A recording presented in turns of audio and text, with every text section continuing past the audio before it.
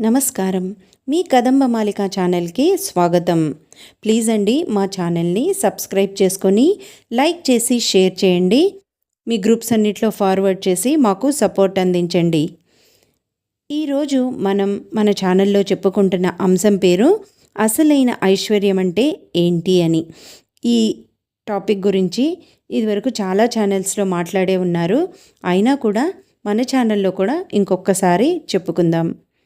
ఐశ్వర్యం అంటే అందరూ డబ్బు అనుకుంటారు. కాదండి, బ్యాంక్ బ్యాలెన్స్లలో, నోట్లు కట్టలలో, బంగారంలో లేదు. దానిని సంపద అంటారు. అది ఉన్నా లేకున్నా మనతో ఐశ్వర్యాలు చాలా ఉన్నాయి. అవేంటో చూద్దాం. బ్రతికి ఉన్నన్ని రోజులు ఆనందంగా సంతోషంగా బ్రతకటం ఐశ్వర్యం. ఆరోగ్యంగా బ్రతకటం అసలైన ఐశ్వర్యం. అప్పు లేకుండా బ్రతకటం, తల్లిదండ్రులతో కలిసి బ్రతకటం ఐశ్వర్యం. ఎవరిని బాధించకుండా, మనం బాధపడకుండా ఉన్నదానిలో తృప్తిగా బ్రతకటం ఐశ్వర్యం. పచ్చని ప్రకృతి మధ్య బ్రతకటం, పెద్దలని గౌరవించటం, పిల్లలు మన మాట వినటం, మన శరీర అవయవాలన్నీ సరిగ్గా పనిచేయటం, అనుకూలవతి అయిన భార్య ఉండటం, అర్థం చేసుకునే భర్త ఉండటం, ఎవరిని యాచించకుండా ఉండటం, మన ఇంట్లో పెద్దలు ఉండటం అండా ప్లస్ ఐశ్వర్యం. 60లో పడ్డ అమ్మ చేతి వంట ముద్ద తినటం ఐశ్వర్యం. పంచభూతాలు మనకి అనుకూలించి పాడి పంటలు సమృద్ధిగా ఉండటం ఐశ్వర్యం. నిండు పున్నమిని మనసారా ఆస్వాదించటం, సూర్యోదయం సూర్యాస్తమయాన్ని అనుభవించటం, రాత్రి సమయాల్లో వినీలాకాశంలో చుక్కలని చూసి ఆనందించటం, త్రాగునీటికి కరువు రాకుండా ఉండటం, రాత్రి అయ్యేటప్పటికీ పిల్లల్ని దరి చేర్చుకొని కథలు చెప్పే పెద్దవారు ఉండటం ఐశ్వర్యం. ఇంటికి రాగానే చిరునవ్వుతో పలకరించే భార్య ఉండటం, భార్యాభర్త అన్యోన్యంగా జీవించటం, ఎంత ఎదిగినా ప్రేమించి ఆదరించే తోబుట్టువులు ఉండటం, 60లో పడిన కొడుకుని ఇంటికి రాగానే అన్నం సరిగ్గా తిన్నావా, ఇంత వయసొచ్చినా తినటం రాదురా నాయన నీకు అని ప్రేమతో కసిరే తల్లిదండ్రులు ఉండటం, ఇంట్లో ఆడపిల్లల్ని గౌరవించటం, చంటి బిడ్డలు ఇల్లంతా తిరుగుతూ చేతులకి కాళ్ళకి అడ్డుపడటమే అసలైన ఐశ్వర్యం.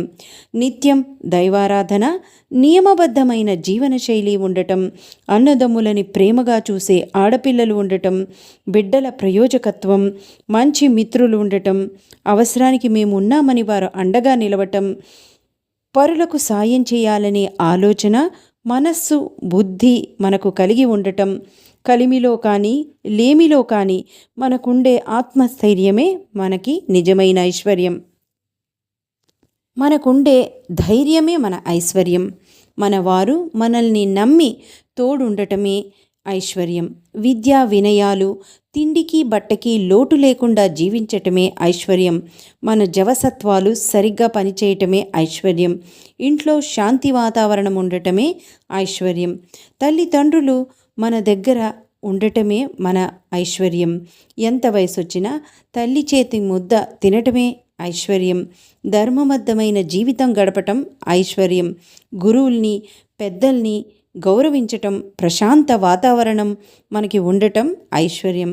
ఇలా ఎన్నెన్నో పూర్వం ఇవన్నీ ప్రతి ఒక్కరికి అందుబాటులో ఉండేవి. ఈ రోజుల్లో మనం వీటిలో ఎన్ని పొందగలుగుతున్నామో మనకి మనమే ఒక్కసారి ఆత్మవిమర్శ చేసుకోవాలి. ఎంత బిజీగా ప్రపంచంలో పరిగెడుతున్నా మన అనుకునే వారితో తృప్తిగా జీవించటంలోనే మనకి ఆనందం లభిస్తుంది. ఎన్ని భోగభాగ్యాలున్నా మన మనస్సుని అర్థం చేసుకునేవారు మనకుంటే అదే అంతులేని అఖండమైన ఐశ్వర్యం. ఎన్ని బంగారు మేడలు ఉన్నా, ఎంత బంగారు కంచాల్లో మనం తినగలిగినా, తల్లి చేతి ముద్ద మనం రోజు తినగలగడమే నిజమైన ఐశ్వర్యం. మన జీవితంలో మనం పొందేదానికంటే పోగొట్టుకునేవే ఎక్కువగా ఉంటాయి. మన బాల్యంలో బ్రతుకు తెరువుకి దారులు వేసుకుంటాం, బిజీగా ఉంటాం. యవ్వనంలో సంసారం, దానికోసం పరుగులు, వృద్ధాప్యంలో శాంతి తృప్తి ఆరోగ్యం కలగాలని అందరం ఉంటాం. కానీ అవి అన్నీ ఎంతమందికి వస్తున్నాయి? ఇవన్నీ మనకి దక్కాలంటే ధనం ఎంత ముఖ్యమో పైన చెప్పినవన్నీ కూడా అంతే ముఖ్యం. నేను చెప్పిన దానిలో నిజం ఉంది కదా మిత్రమా? ఒక్క క్షణం ఆలోచించండి. మీకు మా ఛానల్ నచ్చినట్లయితే కనుక తప్పకుండా లైక్ చేసి షేర్ చేయండి. మీ అభిప్రాయాలను కామెంట్స్ రూపంలో మాకు అందజేయండి. మళ్ళీ ఇంకో ఎపిసోడ్లో ఇంకో టాపిక్తో కలుసుకుందాం. బాయ్ అండి.